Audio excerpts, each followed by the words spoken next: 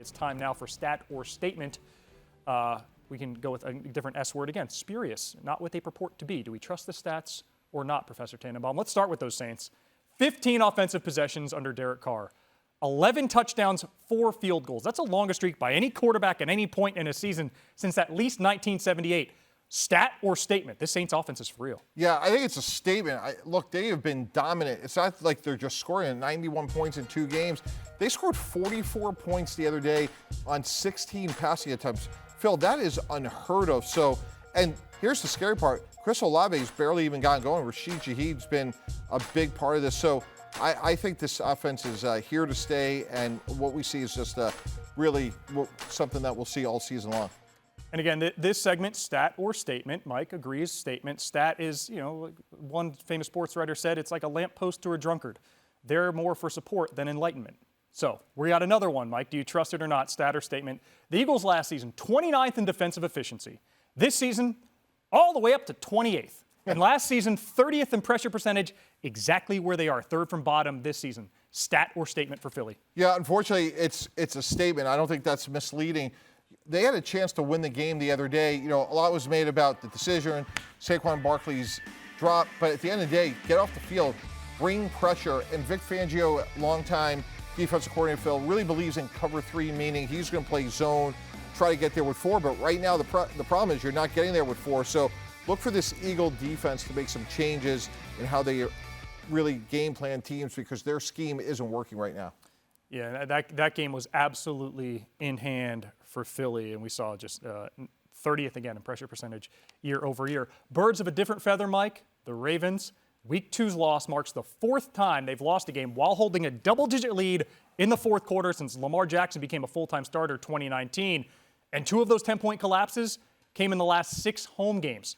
Stat or statement? The Ravens have a problem closing out games. Yeah, let's go with a stat. Let's give them the benefit of the doubt. Again, 3 new offensive linemen, new offensive line coach, and they got, remember, Phil, Derrick Henry. So I think over time, they're going to find their way to get the ball here at number 22 to close games out. They've been able to move the ball up and down the field. They're number 1 in the league in yards, but this is the guy that has to get the ball in consequential moments when the defense know they're going to run it. He's too strong and too powerful for them not to be able to close out games. You see the Ravens in Dallas from 6:30 a.m. on ESPN. Ravens are 0-2. No 0-3 team, forget Super Bowl, no 0-3 team has ever reached a conference championship game, and only one has made the playoffs in the last quarter century.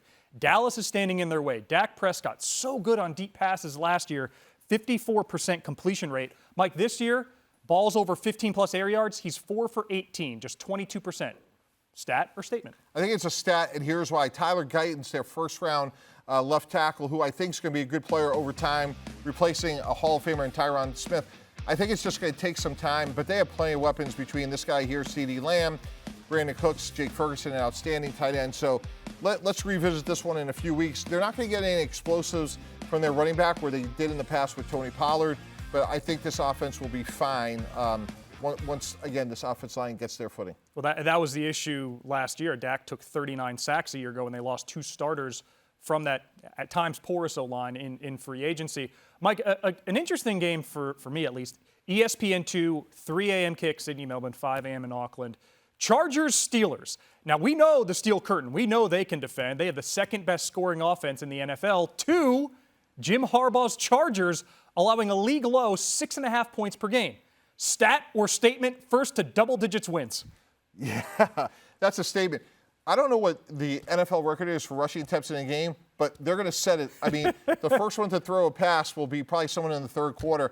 Yeah, these teams are mirror images of each other. If you like old school, fashionable, physical football, you're going to see it this week. And, there was a couple times where Rashawn Slater and Joe Alt were on the same side of the ball with a tackle over sort of formation, and it's going to be a fun game to watch, but I don't expect a lot of passing. Yeah, expect, again, points to be at a premium, and you're talking Greg Roman against Arthur Smith, those offensive minds. We know they love to lean forward and rely on the running backs whenever they can. Chargers seeking a first 3-0 start since 2002 when they were the San Diego Chargers in one of their wins over the Texans.